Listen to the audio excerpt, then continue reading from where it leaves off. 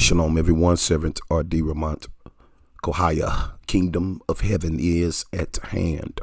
You're here with another video entitled A Few Words on Kevin Samuels. YAH is not limited. There's no limitations with the Most High Yah. He does what he wants to do. He chooses whomever he wants to use. And that's just how it is. Many people, they look at Kevin Samuels, the death of Kevin Samuels, and you have a lot of women celebrating. They are happy that he has transitioned. And not only that, they are like spitting and pissing on his legacy. But they could very well be pissing on the legacy that the father allowed to be so, because the father, he used whomever he wants. His agenda will be brought forth, and his will and his word will accomplish whatever he sets it out to accomplish. So I'm looking online and I see a lot of women how happy they are with the passing of Kevin Samuels. But like I say, the father used him to make men and women accountable. Yeah, he had flaws just like the rest of us. We all understand that. But when I look in scripture and I see how the father called some of the servants, some of the characters and individuals in scripture, how the father used them. And many people would swear up and down that these people were of the devil. They were of Hashatan. But the father, he was totally on the contrary. For example, Nebuchadnezzar. The father called him my servant Nebuchadnezzar. We know the first commandment is, thou shalt have no other gods before me. Those were the words of the Most High, but Nebuchadnezzar was a servant because the father used him to teach Israel a lesson. He used him to burn down Jerusalem, to sack it, to take all of the vessels in the holy temple, in the holy sanctuary, off into his region and in his domain. He used Nebuchadnezzar to chastise his people.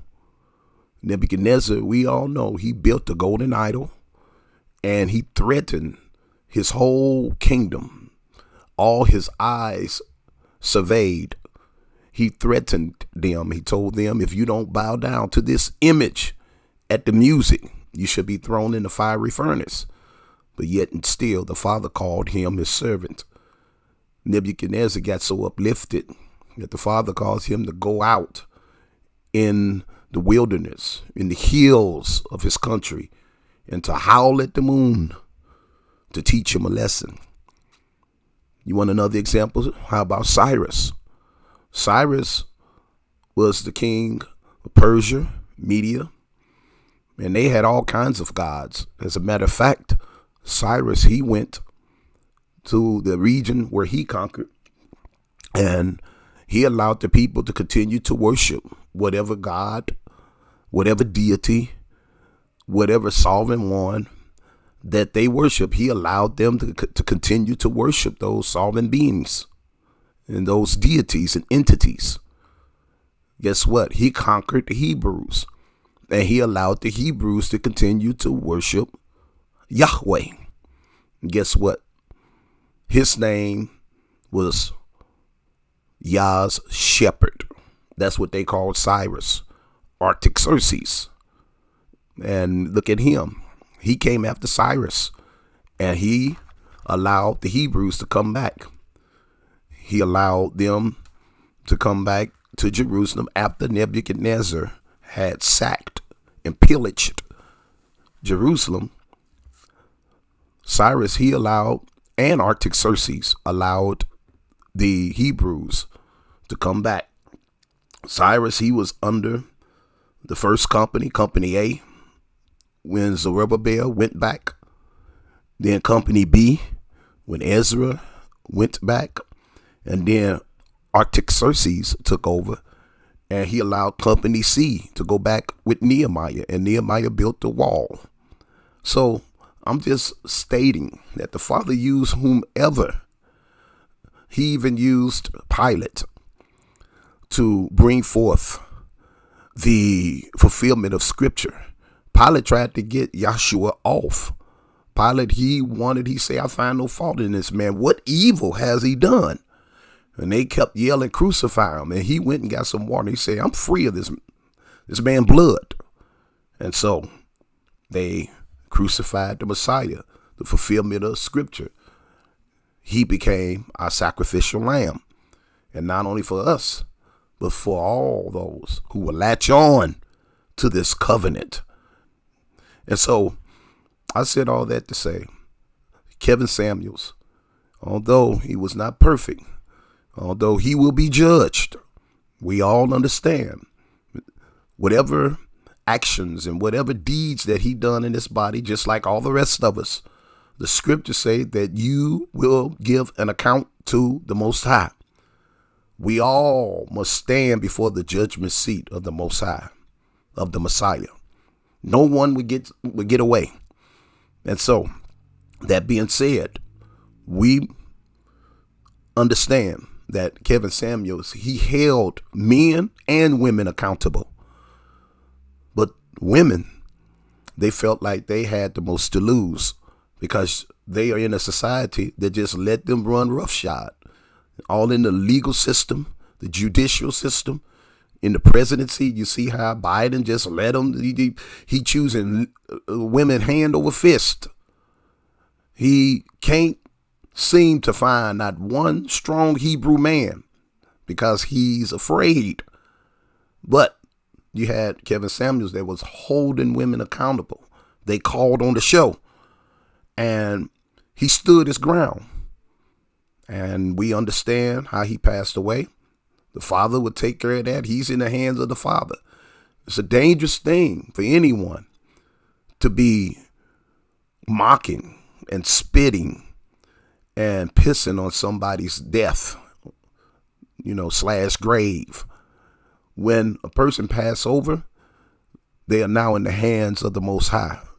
It's none of our business what they are doing after they leave this earth, after they transition into the eternal.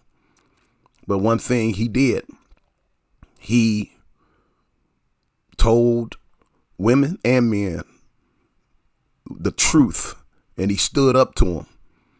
He was not moved by emotionalism. He was not moved by insult and the need to be right. It was a much needed dialogue that he presented. And I believe that the Father used that to put things back in order. And remember what the Most High told Eve? He said, your desire shall be to your husband. He also told her that she would experience labor, pains, and childbirth. Now, many women, they try to say that the desire to your husband have been nullified because of Yeshua. They call him Jesus Christ. He came and he freed all of us. That's not so. I'll still have labor pains. Now, this society have found a way to ease the labor pains. But we see the edict and the declaration of the Most High stood. If women still go through labor pain, guess what?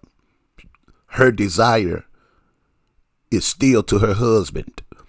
We live in a society that's wise. They understand this edict from the Most High. So what did they do? They took the position, the powers that be, the government, they took the position of being a husband to the women, especially Hebrew women. And now they rule over the Hebrew women. And one of the privileges that they allow their women to have is to run roughshod, have children, and do whatever they want to do. But the thing is, they are using the women, and women, they live for a certain amount of time. And when they get in their 30s, they get in their 40s, then they see that it's time to get serious. Now they want to put on the serious cap and want to get down to business with a husband, not understanding that the youth that the Father gave him, the beauty that the Father gave him, the vitality and all that energy that a young woman has, the Father gave that to her so that she can assist in the edict of being fruitful and multiply. And we understand Kevin Samuels, he established that, and he preached it, and he spoke about it, and he stood on it. And I believe the Father used him to reestablish, to revisit his order in earth. Now, he had passed on, and he will be judged by the Most High, just like all the rest of us. The deeds done in our body, we must give an account. No one will get away.